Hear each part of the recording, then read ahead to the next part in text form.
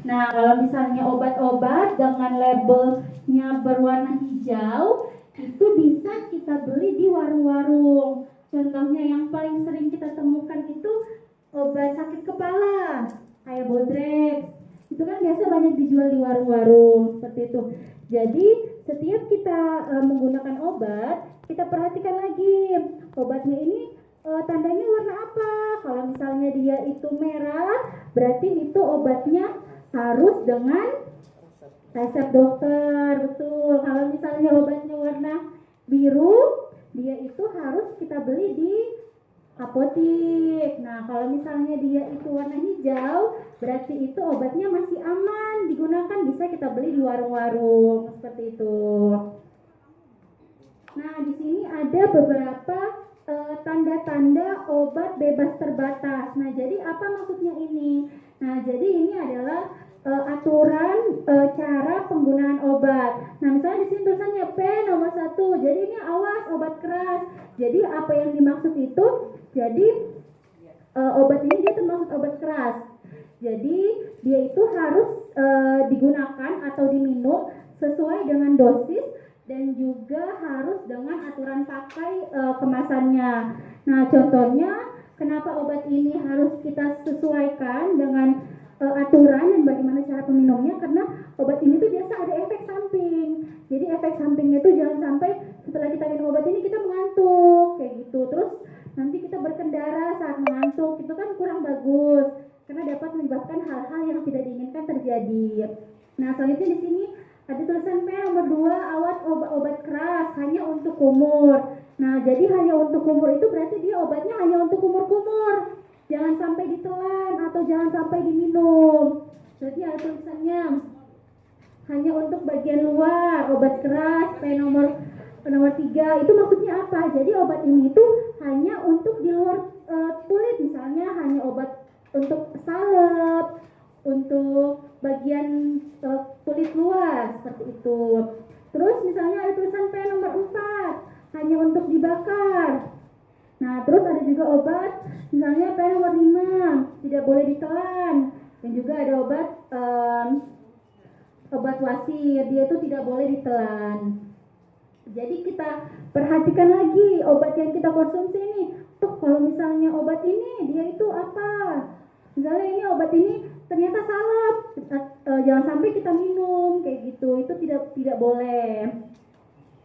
Nah, sama seperti yang saya bilang tadi, perhatikan lagi obat yang kita konsumsi, tanggal kadaluarsanya dilihat lagi. Jangan sampai obat yang kita konsumsi itu ternyata dia sudah kadaluarsa. Jadi obat itu bukannya baik untuk kita, akan tetapi nanti hal-hal yang tidak diinginkan terjadi pada kita, bukannya menyembuhkan, tapi jangan sampai ada efek samping atau ada hal-hal yang tidak diinginkan terjadi. Makanya sangat penting untuk kita membaca lagi obat yang kita konsumsi itu, apakah dia itu sudah kadaluarsa atau tidak. Nah, di sini cara gunakan obat dengan benar. Jadi misalnya tips penggunaan obat dengan benar itu, pertama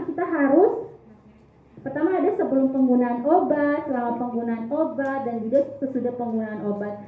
Jadi sebenarnya baca lagi obat ini dikonsumsi sebelum makan atau tidak, sesudah makan atau tidak, dan juga kan ada obat yang diminum bersamaan dengan makan. Kayak misalnya banyak tuh obat-obat kencing manis, yaitu diminum sebelum makan. Jadi baca lagi bagaimana aturan pakai penggunaan obat tersebut. Jadi obat itu tidak semesta-mesta diminum, oh selesai, enggak, tapi ada aturan-aturan dan ada bagaimana cara penggunaan obat dan yang baik dan benar. Nah, di sini sebelum kita menggunakan obat, pertama apa yang harus kita lakukan? Kita pastikan dulu obat yang kita konsumsi ini sudah benar atau tidak, sesuai tidak sama yang dianjurkan oleh dokter. Dan juga kita pastikan lagi obat ini masih layak atau tidak untuk digunakan. Dan juga seperti yang saya bilang tadi, kita baca peringatan dalam obat ini. Di sana tadi, oh ternyata obat ini obat kumur. Nah, jangan sampai kita telan. Nah, itu tidak boleh. Dan juga kita pastikan apakah obat ini bisa langsung digunakan atau ada hal-hal tertentu yang yang harus dilakukan dulu. Nah, jangan sampai obat ini harusnya digerus. Nah, tapi langsung kita minum. Oleh karena itu harus kita perhatikan lagi bagaimana cara penggunaan obatnya. Bagaimana cara penggunaan obat yang baik dan betul. Nah, ini nih banyak sekali orang-orang yang salah atau salah mengartikan bagaimana cara minum obat. Nah, di sini kita harus mengkonsumsi obat sesuai dengan waktunya. Kan banyak tuh obat yang 3x1. Nah, itu sebenarnya kalau 3x1 berarti diminum pagi, siang, malam. Harusnya malam. Jadi kan obat itu kita minum satu hari. Satu hari kan itu 24 jam. Nah, jadi misalnya kita minum pagi itu jam 7, berarti 8 jam kemudian baru kita minum lagi. Sama malam lagi, 8 jam kemudian baru kita minum lagi. Sebaliknya untuk obat yang 2x1, berarti satu hari kita minum berapa kali? 2 kali. Nah, berarti misal minum pagi, di situ misal kita minum pagi jam 7, berarti kita minum lagi malamnya jam 7. Betul. Nah, dan juga misalnya untuk ibu-ibu hamil itu kita tanya lagi ke dokter, kita bilang, dok saya ini lagi hamil, ada nggak efek samping dari penggunaan obat tersebut. Jadi harus kita tanyakan lagi ke dokter, misalnya, dok saya ada sakit ini dok, aman nggak dok kalau misalnya saya minum obat ini, seperti itu. Karena atau enggak misalnya bapak-bapak ibu-ibu pernah berobat di rumah sakit, nah bilang, dok saya sudah berobat di rumah sakit ini, nah bawa aja obatnya. Karena jangan sampai obatnya tuh double. Jangan sampai sebenarnya bapak ibu udah minum obat di rumah sakit A tapi datang ke puskesmas dikasih obat yang sama. Nah, oleh karena itu sebaiknya obatnya tuh dibawa supaya kita lihat, oh ternyata bapak ibu udah konsumsi obat ini, seperti itu. Dan juga gunakan obat sesuai dengan cara penggunaannya. Nah, di sini ada pada saat penggunaan obat, sebenarnya itu ada beberapa cara. Apakah perlu kita bantuan orang lain, misalnya pada saat penggunaan obat, apakah kita perlu bantuan dari orang lain? Misalnya perlukah diingatkan bagaimana cara mengkonsumsi obatnya? Mungkin bisa diingatkan sama anak-anaknya, kayak gitu. Dan juga di sini penggunaannya sudah tepatkah atau belum? Itu maksudnya apa? Kita konsumsi obat ini sudah betul atau tidak? Sudah sesuai belum dengan bagaimana cara minumnya?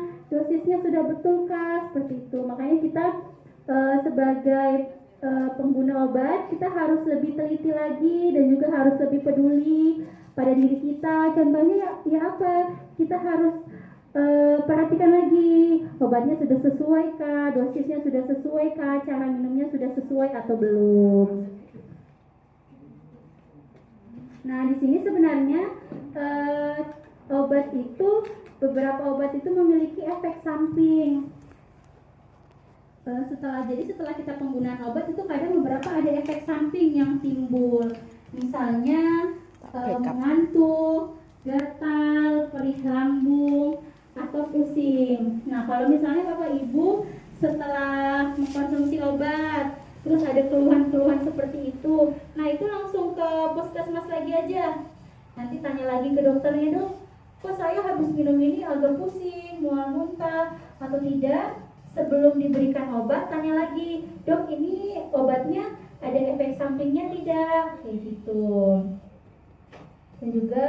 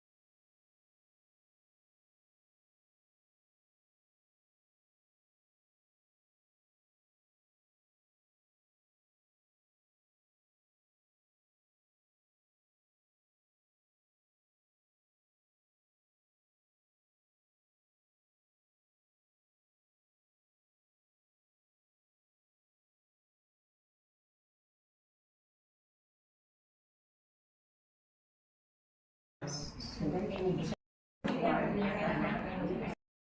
di sini nggak bisa kan? Nah, Ada ini Bu. oh ada. Iya, kalau dari pipis di sini kan nggak bisa. Bisa pipis nggak ini? Kalau nggak di rumah. Lah, maksudnya kalau pipisnya tidak di rumah kan tidak bisa. Nanti sekalian di rumah, jangan pipisnya diwadahi dari rumah. Nah, nanti sampai sini tinggal disetor ki. Oke, gitu nggih. Jadi gen orang jenengan sasi derek yang puskesmas ngeterke napa pipis tok. Lah ngeteri nak ngeteri gorengan kula enak, ngeteri pipis. Gorengan di atas. Lah ngeteri jajan kula seneng, sing diteri pipis ya. Ini ku tak gawa tekan Wonogiri lho. Oke, gitu nggih. Jadi yang tidak bisa pipis kan maksudnya gini, bukan apa-apa, saya di TV nggak masalah sih, senang-senang gue orang nyangking kan, coba sampai Wonogiri. Nah, cuman kan kasihan hasilnya jenengan ki kudune wis iso metune bareng dengan teman-teman, ini jenengan kan hasilnya tetap mundur, tidak bisa bareng. Takutnya nanti hasilnya kelendran Bu. Biasanya kalau susulan kayak gitu mesti kelendran. Kalau yo lali, iki ndek ben ngumpulne tanggal piro, ki kelompok sapa gitu. Saya lupa karena dalam satu puskesmas ada 9 kelompok. Ngaten. Gitu nggih. Jadi yang tidak bisa pipis di sini, pipis di rumah. Diwadahi dulu, nanti sampai di sini baru diganti adahi. Ngoten. Sing penting adahe mboten bocor ya. Mengki kok ngomah kebak tekan kene entek arek adahe. Nanti sampai di sini tinggal diambil darah. Nah, jangan lupa puasa. Puasanya dari jam berapa? 10 malam sampai diambil darahnya. Lah yang ngelak pripun Bu? Boleh minum tapi nopo? Air putih. Iya, boleh minum air putih. Maemnya tidak boleh, nggih. Nanti boleh maem, boleh mimik manis, boleh mimik berasa kalau sudah diambil darahnya. Kalau belum diambil cuma nopo? Air putih. Kalau jenengan dari rumah arek sangu banyu putih boleh gitu. Kok nak eneng kene langsung bar dijikuk darah langsung minum berbeset boleh. Tapi blurang iki cepak lho Bu. Oh iya, blurang pokoknya. Pokoknya sing diandalke blurang nggih. Oke, nggih ngaten mawon nggih. Terima kasih, ini saya akhiri. Nanti kondorin dari akan sugeng. Selamat sampai di rumah masing-masing. Sampai ketemu bulan depan dalam kondisi yang lebih sehat, lebih baik lagi, lebih bahagia lagi nggih. Terus teman-temannya yang belum datang diajak datang. Terima kasih.